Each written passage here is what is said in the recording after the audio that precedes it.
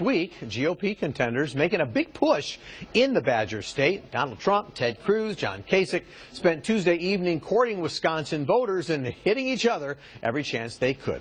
Reed Binion reports. You won't promise to support the Republican nominee. And he was essentially saying the same. A new sign of the bitterness in the Republican presidential race came Tuesday at CNN's Wisconsin Town Hall as all three candidates backed away from their pledge to support the eventual nominee. If the nominee is somebody that I think is really hurting the country and dividing the country, I can't stand behind them. Party officials asked candidates to sign the pledge in September, but as the primary field narrowed, the acrimony between the remaining contenders expanded. Trump and Cruz's once amicable rapport devolved into a series of recriminations, tabloid smears, and personal attacks that included their wives. I'm not in the habit of supporting someone who attacks my wife and attacks my family. I don't want his support. I don't need his support. The backtracking came the same day that Trump's campaign manager, Corey Lewandowski, was charged with simple battery for a confrontation with a reporter. He's vowed to fight the charge. I looked at the tape, and by the way, if he was that way, I would have fired him in 2 seconds. I wouldn't care. I couldn't have cared less. But I looked at the tape. Cruz and Kasich both said terminating Lewandowski would be appropriate. It is not complicated that physically assaulting a reporter is a fireable offense. I would take some sort of action, either suspension or firing. The ramped-up rhetoric comes as GOP contenders prepare to face off in Wisconsin's primary on April 5th. Reed Binion, WGN News. Thank you, Reed. A new poll actually shows Donald Trump losing the state of Wisconsin to Ted Cruz. The poll by Marquette University Law shows Cruz with support from 40% of likely voters and Trump 30%. John Kasich following in third with 21%. So are Trump's controversial comments finally catching up to him?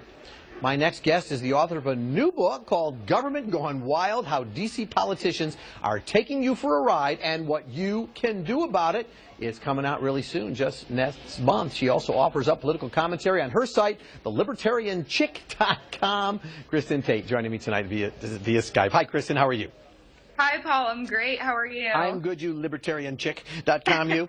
Hey, so, I was going to start with last night's events, but, in the world of Donald Trump, you get news every single day at every single moment. So I want to kick it off by sharing some sound with you and with our viewers of something that Donald Trump today by Chris Matthews for an upcoming town hall. It's going to happen later on MSNBC. He was asked about abortion. Let's hear what Mr. Trump had to say. But you running for president of the United States will be chief executive of the United States. Do you believe believe in punishment for abortion? Yes or no, as a principle? The answer is that there has to be some form of punishment. For the woman? Yeah, there has to be some form. 10 cents, 10 years. I don't know. That I don't know. Why not? I don't know. You take positions and everything else. I do take positions and everything else. It's a very complicated position. So, Kristin, there you go. Basically saying today, though I'm sure he's already backing off of it, that women should be punished if abortions are determined to be illegal down the line. My question for you as you watch this process play out, is there pretty much anything Donald Trump can say that's going to get him in trouble with his supporters? He never seems to cross a line. I know, but I do actually think he crossed the line here. This may not hurt him too much in the primary, but this is exactly the kind of rhetoric that will really hurt Donald Trump in a general election if he is the GOP nominee. Women and millennials in particular are kind of scared of Trump because of all the things they see in the media. He polls very well among males, but millennials and women he doesn't do as well with. And millennials and women are very important in a general election. And this is the kind of rhetoric that makes Trump seem insensitive and out of touch. And I do think that this comment will hurt him. From the perspective of Republicans, look, at least they were all kind of sticking together. They were all saying they would support whoever the nominee would be. They would choke when they said it. But then last night in the CNN town halls, guess what? None of the three of them said that they would support the nominee. In fact, Donald Trump said if it's him, hey, I don't even want their support. They need to be happy with themselves. Just curious as to what your take is, what that means for the Republican Party and its status right now when the three seemingly top contenders all say, no, I don't promise to support the nominee. This is very damaging to the Republican Party. I mean, look, Paul, this election should be an easy win for Republicans because Hillary is a pretty weak candidate. She reeks of establishment, and she might even be indicted down the line. So this should be a very easy win for Republicans. But if they kill themselves, they will lose. This infighting and this nonsense needs to stop, and they all need to eventually come around the nominee, or else they will be handing Hillary the presidency on a silver platter. And we are going to talk about Hillary. I want to get to her. But before we do, listen, if at a convention, there's certainly talk now that this thing does not get resolved before the Republican convention.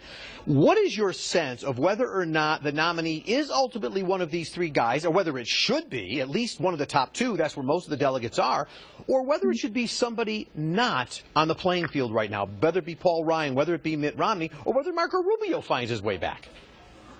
Well, look, I don't agree with Trump on a lot of things, but I think that if the GOP nominates anyone but Trump, they will not win.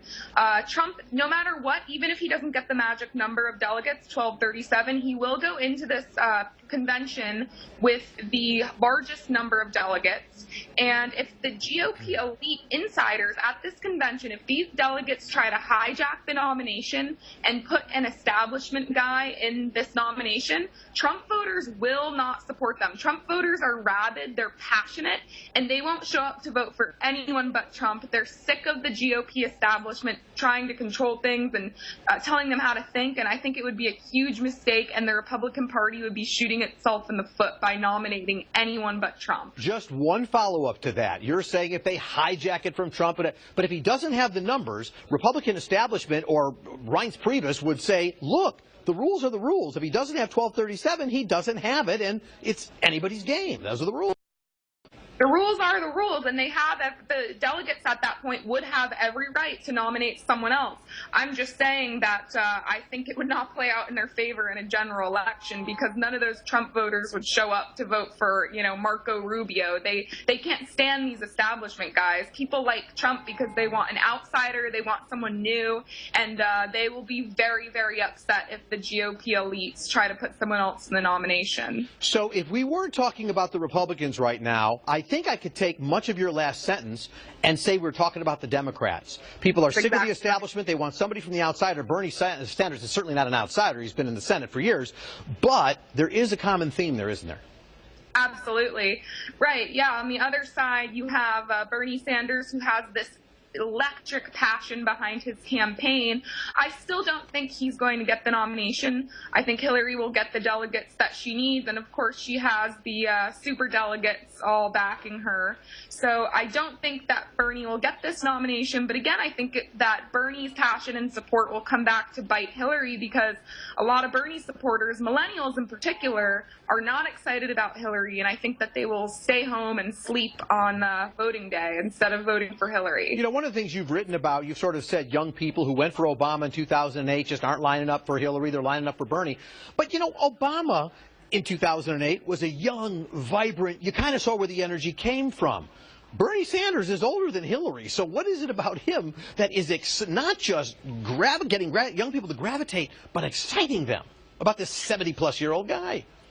Right. Well, being cool and being hip actually has nothing to do with age. I mean, look at what Ron Paul did in 2012. He started a very electric revolution among young people. What this is about is change and something new. Millennials, there's a high level of distrust of the government within my generation right now, historic highs. We want new people in the government. We want new blood. I know that Bernie is not technically an outsider, but he speaks with such passion, whereas Hillary's kind of a cold, stiff candidate who reeks of establishment, and it's just going to be very hard for her to mobilize young people who are looking for change. I mean, the job market stinks. A lot of millennials are out of work. We have record numbers of millennials living with their parents. So we want change. We want something new. And a lot of millennials believe that Bernie will bring something new to the table. All right. I'm glad to hear you say that being hip and cool have nothing to do with age. I've always found myself to be hip and cool aside from age. Kristin Tate, good luck on the new book, Government Gone Wild. It's coming out very, very shortly. Good luck with that. We'll check you out at thelibertarianchick.com. Thanks for being with me. We'll see you again. Thanks for having me. All right. We're going to take a quick break, but we're going to be back. More Politics Tonight is coming up after these words. Stay with us.